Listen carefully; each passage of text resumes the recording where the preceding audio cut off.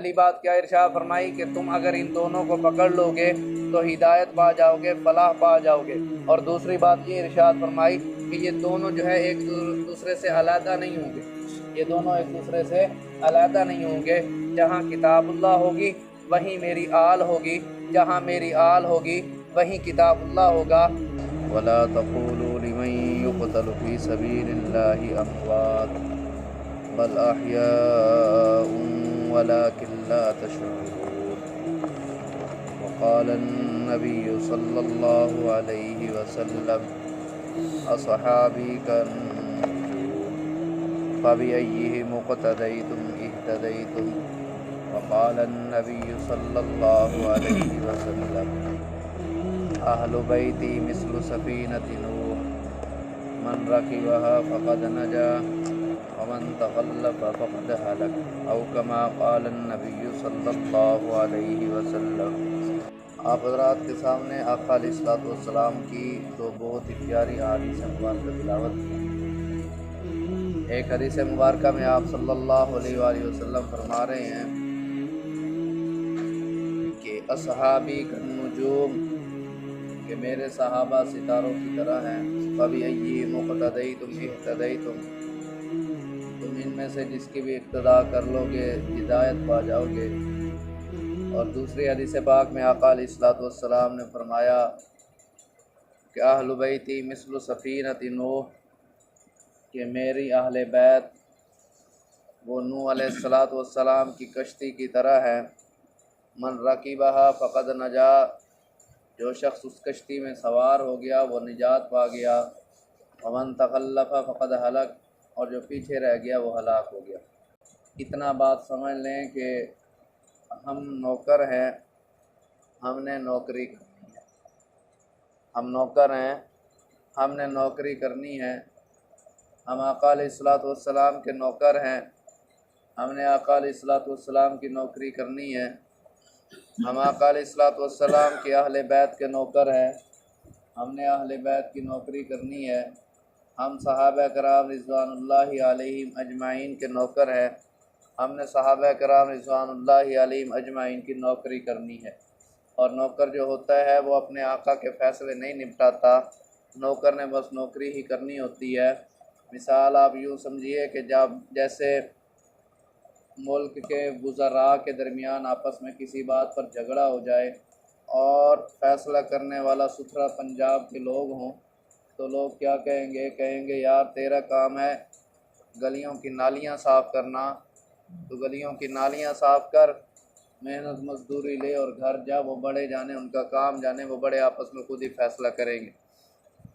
तो हम कौन होते हैं? सहाबा किराम रिज़वानुल्लाहि अलैहिम अजमाइन के दरमियान इख्तिलाफ़ात का हल तलाश करने वाले, सहाबा किराम रिज़वानुल्लाहि अलैहिम अजमाइन के दरमियान फ़ैसला करने वाले हम कौन होते हैं? हमारे तो सारे ही सरों के ताज हैं, हमारे लिए तो सारे ही सर आँखों पर हैं, हमारे तो सब ही बड़े हैं, हम उन सब के नौकर हैं। उसके बाद मैंने आप हज़रात के सामने एक हदीस मुबारक तिलावत की। आक़ा अलैहिस्सलातु वस्सलाम ने फरमाया असहाबी कन्नुजूम, कि मेरे सहाबा सितारों की तरह हैं। सितारों से तशबीह क्यों दी, सितारों की मिसाल क्यों बयान की, अपने सहाबा को सितारों जैसा क्यों फरमाया? इसमें बहुत सारे निकात हैं, बहुत सारे नुक्ते हैं, बहुत सारी बातें हैं। आक़ा अलैहिस्सलातु वस्सलाम अपने प्यारे सहाबा किराम रिज़वानुल्लाहि अलैहिम अजमाइन को सितारों की तरह बताकर ये बताना चाहते हैं कि जैसे सितारे आसमान पर हैं, आसमान तक इंसान पहुंच ही नहीं सकता, हत्ता कि जहाज़ पर भी चढ़ जाए फिर भी यह आसमान के सितारों तक नहीं पहुंच सकता। तो आक़ा अलैहिस्सलातु वस्सलाम ये बताना चाहते हैं कि ओ दुनिया के लोगों, तुम जितना मर्ज़ी बुलंद हो जाओ, जितना मर्ज़ी नेकियां कर लो, मेरे सहाबा जैसे नहीं बन सकते, मेरे सहाबा तक नहीं पहुंच सकते। कि जैसे सितारे आसमान पर हैं और आसमान पर अगर कोई शख्स कोई चीज़ उछाले आसमान की तरफ, तो वो चीज़ जो है वापसी उसी की तरफ लौटेगी, उन सितारों का कुछ नहीं बिगाड़ सकेगी। ये शख्स अगर सितारों की तरफ, आसमान की तरफ मुंह करके थूकता है तो थूक इसके अपने ही मुंह पर आएगी, आसमान के सितारों का कुछ नहीं बिगड़ेगा।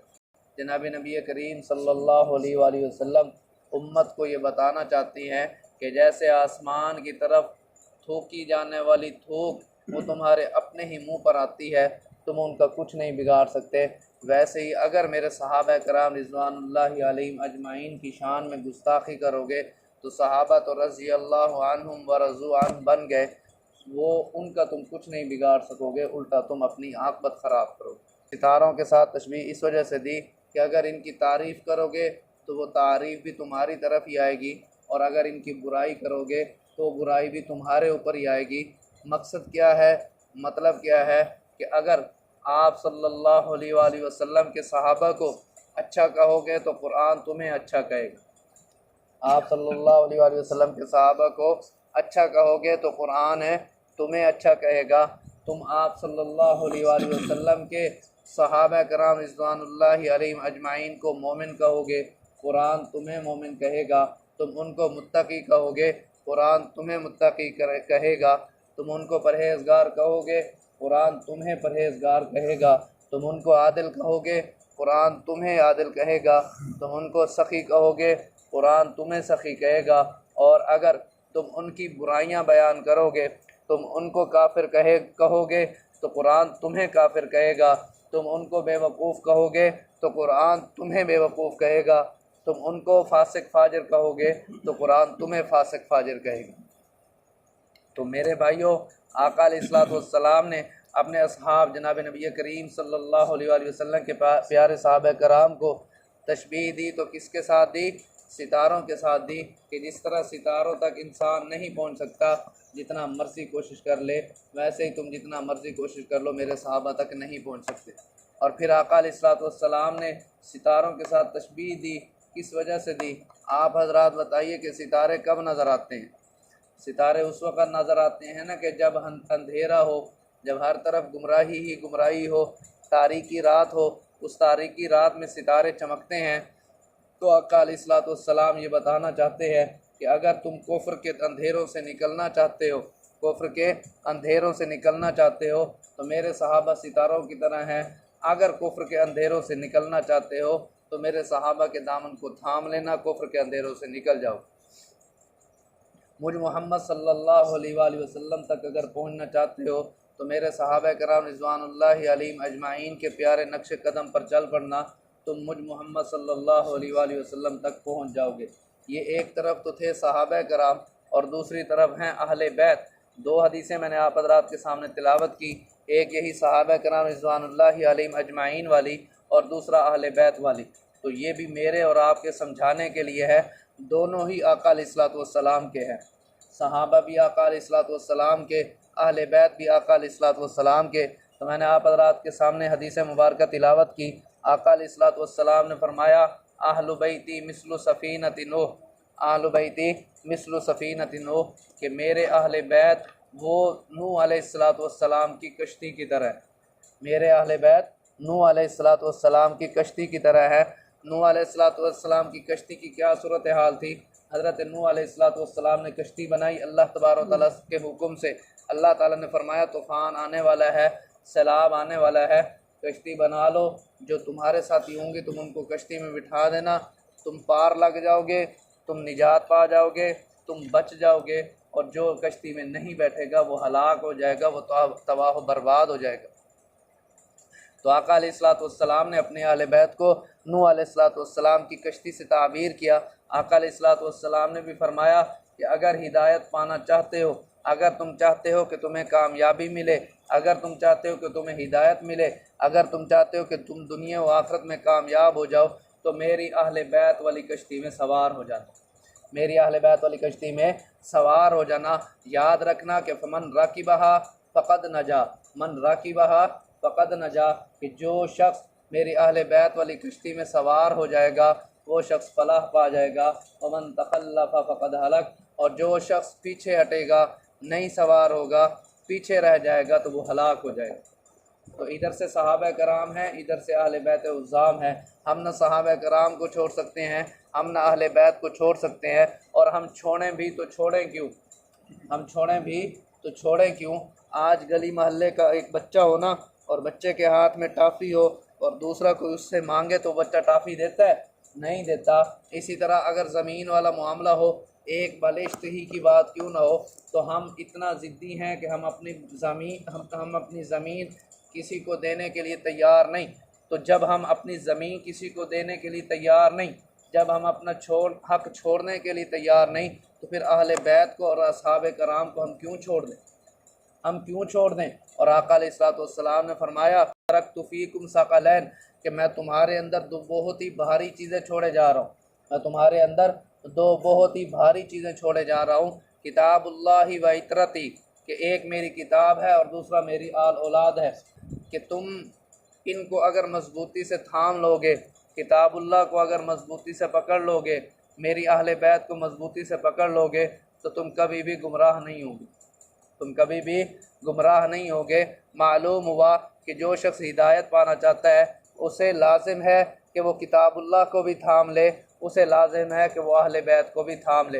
आका अलैहिस्सलाम ने फरमाया, वलन यतफर्रका हत्ता यरिदा अलैयल हौज़, ये दोनों आपस में एक दूसरे से अलहदा नहीं होंगे। पहली बात क्या इरशाद फरमाई कि तुम अगर इन दोनों को पकड़ लोगे तो हिदायत पा जाओगे, फलाह पा जाओगे। और दूसरी बात ये इरशाद फरमाई कि ये दोनों जो है एक दूसरे से अलहदा नहीं होंगे। ये दोनों एक दूसरे से अलहदा नहीं होंगे। जहाँ किताबुल्लाह होगी वहीं मेरी आल होगी, जहाँ मेरी आल होगी वहीं किताबुल्लाह होगा।